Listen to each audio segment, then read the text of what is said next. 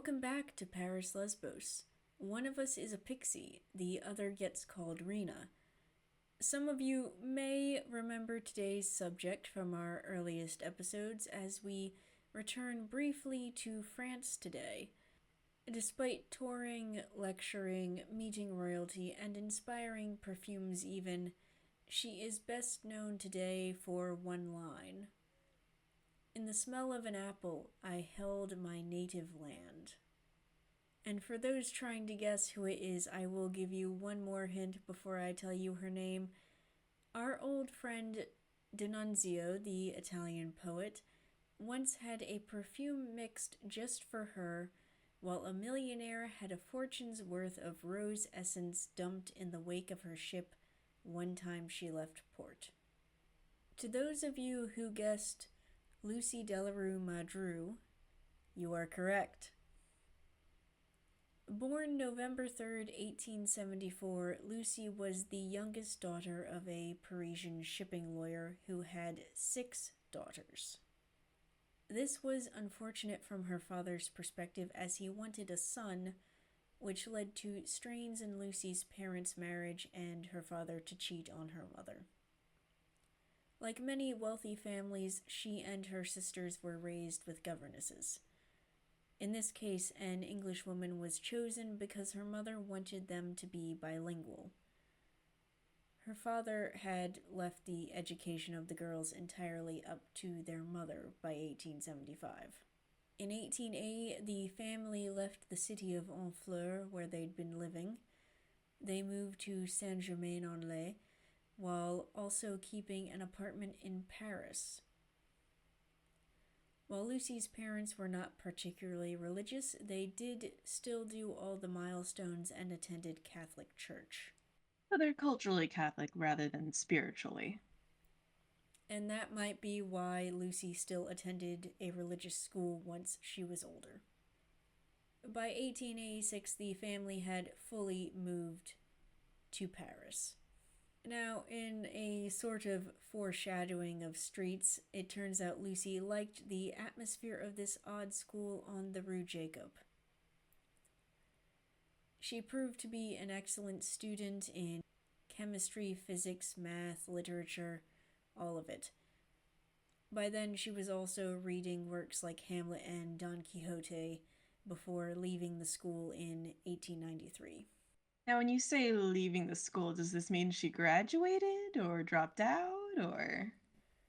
I presume that she graduated due to her being 19 by then, though the source does not use the word graduated. Got it. So does this mean she's moving out, starting life anew? No, she is still living at home with her parents, where she engages in small plays put on for her family, caricatures imitating others. She also becomes a little bit like her father without realizing it. She smokes like him, starts to have the same lifestyle as him, and even takes an interest in some of the same subjects as him. Now, since we are in 1890s Paris and following the life of a poet, we naturally drift into the gatherings of artists. She meets musicians and established writers like François Coppée, who was elected to the Académie Française in 1884. For those confused, being elected to that group was and is a high honor for a French writer. The Academy is the authority on French language, so no slang allowed unless everyone votes on it. Ah, so is she maybe angling to get accepted by the Academy? And not at this point because she is under the age of 23 still, so that would be quite the achievement if she were to do so. But this is maybe a pipe dream, a future vision. By this point, Lucie has begun writing her own works, but she hadn't yet come into her own as a poet. Also, the meeting did not go well. He advised her to focus on sewing, housework, and doing something else. She left feeling insulted. The discouragement resulted in her throwing herself further into poetry. You know, the kind of reaction born of the saying, "Watch me." Spite as motivation. Classic. Timeless. In response, her sisters started calling her a student of Francois Coppée. Meanwhile, Lucie worked at a furious pace through the winter of 1895. From age 20 to 25, she devoured the works of other poets and philosophers like Aristotle. During this time, there was a man, Gaston, who gets referred to as Lucie's fiancé because they frequently spent time together and she was considered of an age to get married. You're phrasing that awfully carefully. That is because, as far as I can tell, they were never actually engaged. But they could have been. In the gossip of matrons, yes, they could have been. In reality, she was busy writing and dreaming of publishing a book. In fact, her poetry started to make the rounds in Paris, and at a party celebrating the launch of the literary paper Le Journal, a young actress read out one of Lucie's poems. Everything took off from there. She got to fulfill a childhood dream of meeting Sarah Bernhardt, the famous French actress and an international star of the era. And one of this podcast's other subjects. However, there wasn't a second visit, though Bernhardt did extend invitations for Lucie to come read her poems. The lack of return may have been because Bernhardt was preoccupied during the first visit by a babysitter who was also there that day. While I did not find the reason why the babysitter was there, Bernhardt's son would have been an adult by then and would have had 2 daughters. So perhaps one of Bernhardt's granddaughters was around that day and still very young. However, that was not the end, for Bernhardt went to visit Lucie at Lucie's house. Aha, plot twist.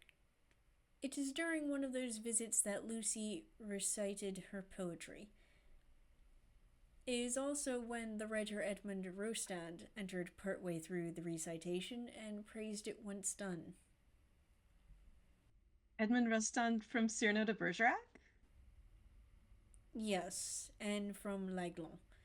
But Americans are probably more familiar with Cyrano de Bergerac if, like me, any of you had to read it during high school. L'Aiglon is about the son of Napoleon Bonaparte, a performance written for Sarah Bernhardt, also performed by Maud Adams, an American actress, also on this podcast. Soon after this meeting, Rostand would give Lucie a book of his with a note proclaiming her a great poet. Ooh, celebrity endorsement. We're moving up in the world. During this time, Lucie did not pay particular attention to the Dreyfus affair as it occurred, though her father and brothers-in-law did discuss it. She was more preoccupied with poetry and literature, and considered politics to be the realm of men. For those who need a refresher, the Dreyfus affair was the scandal, trial, and imprisonment of a French Jewish officer who was accused of treason and selling military secrets. In reality, a French Catholic officer was guilty. And then we come to the summer of 1900 when Lucie met her future husband at a dinner held by a mutual friend. It was during dinner that he decided Lucie was the greatest poet of her generation and proposed the same night. That is also how they ended up married 3 weeks later. 3 weeks? That is a whirlwind romance. Do we have any clue as to why they rushed in? Short answer, by that point there was some talk from her family of the "why aren't you married" variety.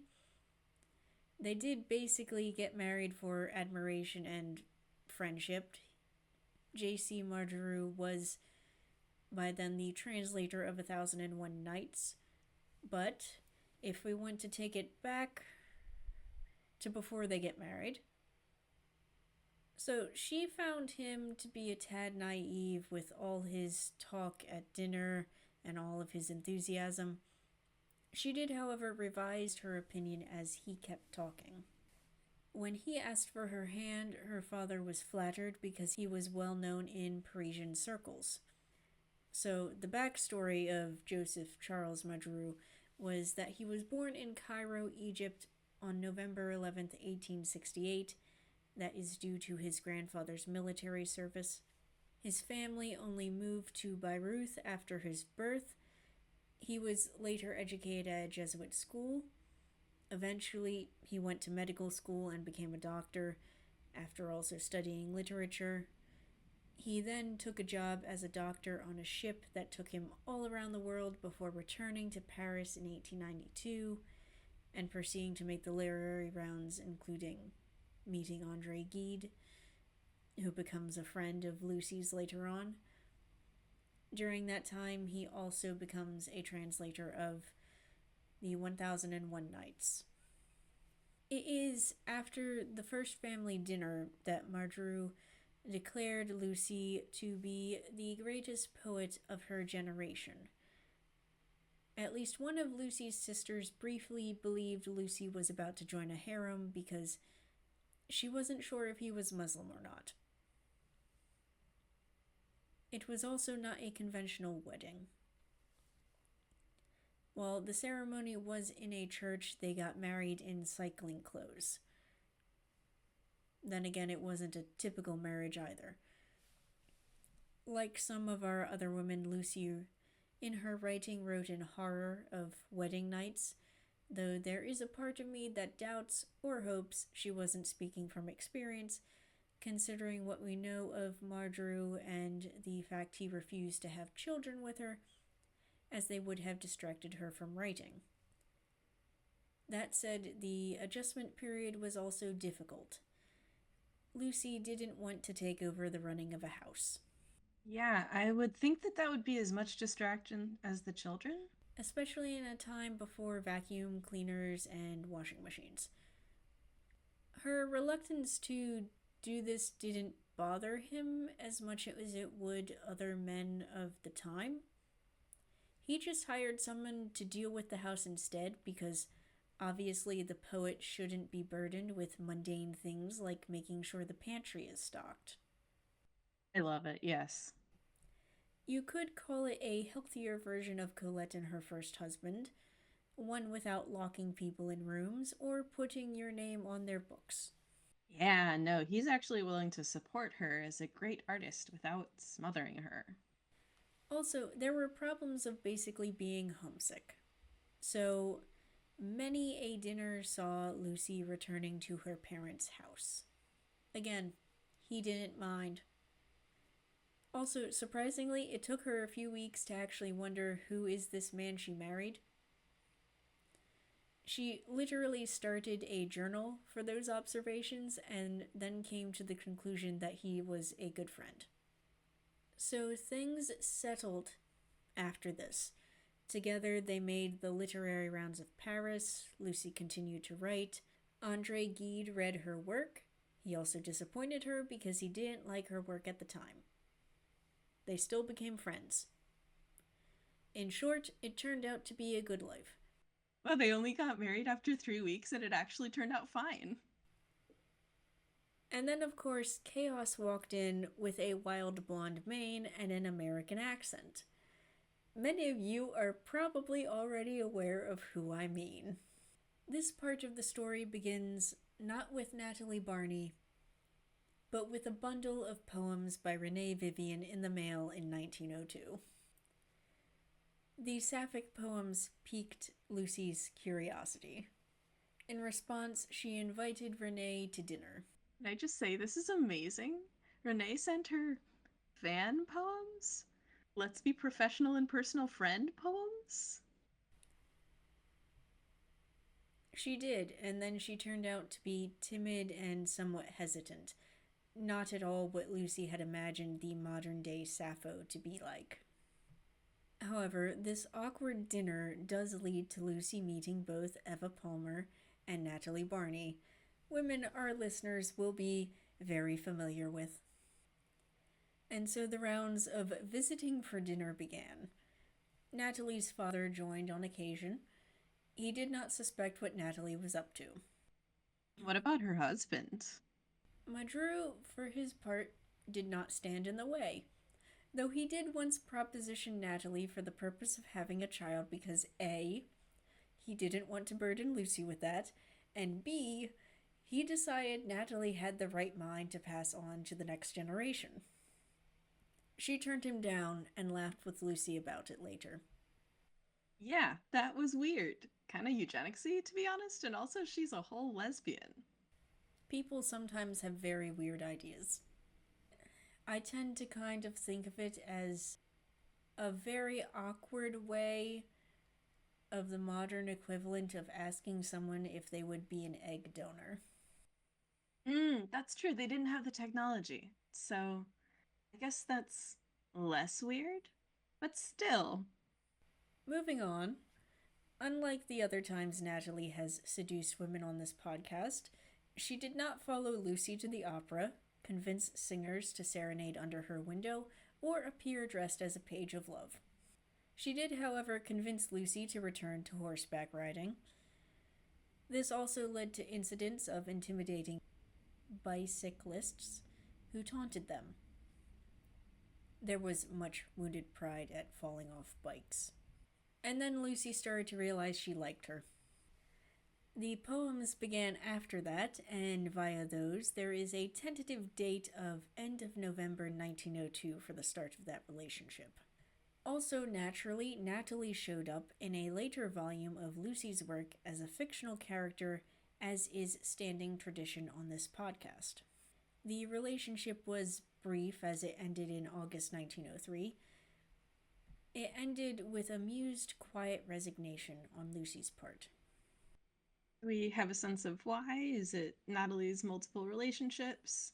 Did Lucie feel bad for cheating on her husband? It's the natural progression of most of Natalie's affairs, of a brief, passionate romanticism to very stable friendship, oddly enough. And this brings us to 1904. Lucie is a published poet and writer, and she and her husband now go on a great deal of traveling. This might have been partly proposed by Mardrus in the wake of the affair with Natalie ending. They left their pets, except for a cat, with various friends before embarking by ship to Tunisia in early March. Yes, the cat went with them. They weren't really gawking tourists. None of that bad behavior you hear stories about. They treated other cultures with respect while traveling. According to one biographer, that was a rare demeanor to have for traveling Europeans at the time. Well, presumably also her husband speaks Arabic because he translated 1001 Nights, so I bet they're not doing that horrible tourist thing of assuming that everyone speaks their own language. No, they're not. He does know Arabic. In fact, Lucie will go on to learn Arabic herself, partly because of this. Naturally, as they traveled, they also gravitated to various artists along the way, like Miriam Harry, a French journalist known for her travel accounts of the Middle East, Africa, and Asia. Also, Lucie herself didn't stop writing. While they spent the summer at Carthage, she was writing Sappho Desespérée. Meanwhile, her husband decided to take up photography. As a result, there are many photos of Lucie from this period. She also turned 30 during this trip, while proclaiming she still felt like an adolescent. Back in France in 1905, Lucie mingled with future poetry prize winners. In fact, she became one of the first judges for the Prix Femina. She also remained friends with Natalie, as is also tradition on this podcast. And a time-honored Sapphic tradition in general. In fact, the friendship is how a mostly women's tango night gets suggested after Natalie moves into 20 Rue Jacob. However, there was also more traveling later in 1909 through Turkey. This time, Lucie was writing articles back for Le Journal. She was mainly investigating harems and then reporting on the April 1909 uprising against the Ottoman Empire. And then there was World War I.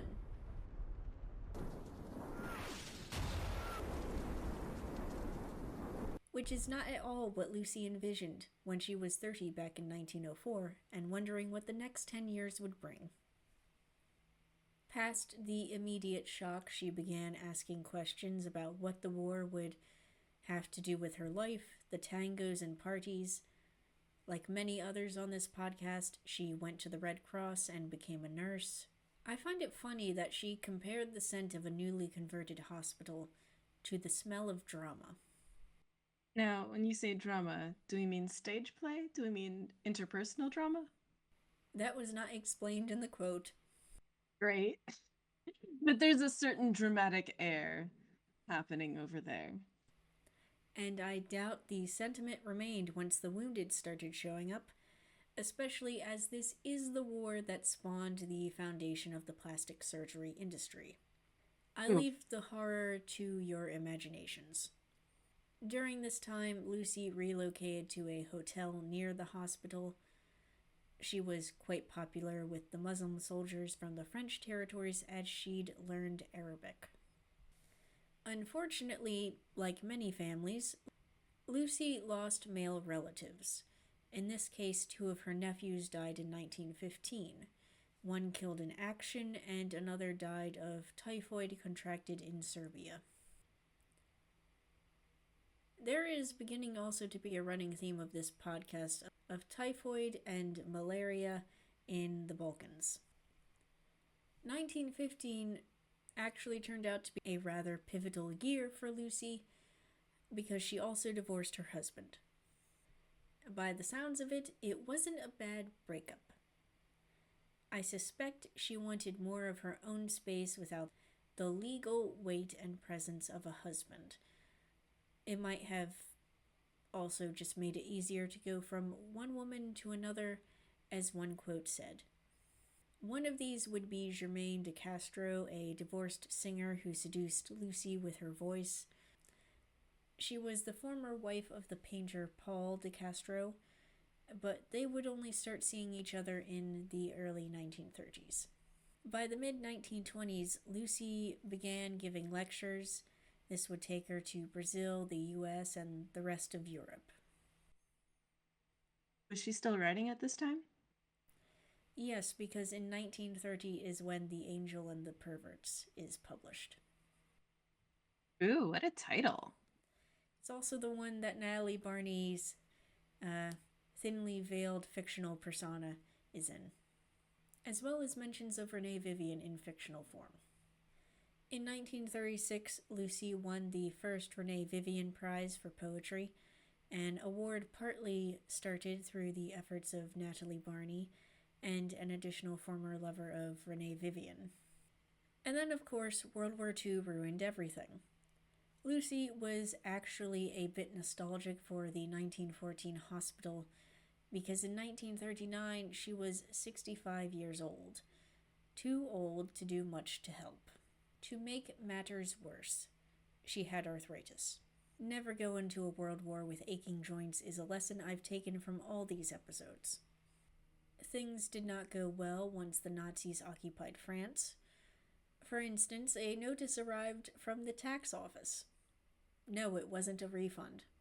Also, it sounds like Natalie's cook, Berthe, spent at least a few months living with Lucie during the occupation. And I think the Germaine from before is the same Germaine whom Lucie lived with during the war, but don't trust me 100% on that, as there was also mention of a second Germaine in the sources. Throw in wartime rationing, and the next several years were difficult. Then, towards the end of the war, Lucie was diagnosed with a pulmonary congestion. She would die in 1945 while poor and converted to Catholicism on her deathbed. another trend of this podcast. Although in this case, she actually was raised Catholic, was culturally Catholic. This isn't coming out of nowhere for her. No, but it still continues the trend of lesbians converting to the Catholicism, especially when dying. Yeah, something is in the water or something. However, she didn't become a nun like Leanne Debussy. Lucie did not see the end of World War II, and only 10 years later were her ashes taken to Honfleur by one of her nieces to be interred there. So, in the end, she published 70 books. She was a very prolific poet and writer, despite being reduced to one line of one poem. Yeah, no, it sounds like she has quite the legacy. More so in France than in the US. Thanks for listening to Paris Lesbos, where we dig into the forgotten stories of Sapphic women from the Belle Epoque to the Second World War, beyond, and before. You can rate us on whatever podcast app you use, and we're on YouTube if you want to leave a comment. We love to hear from you, and we welcome tips on women to add to our collection. And remember, receiving a bundle of Sapphic poems in the mail can change the trajectory of your life.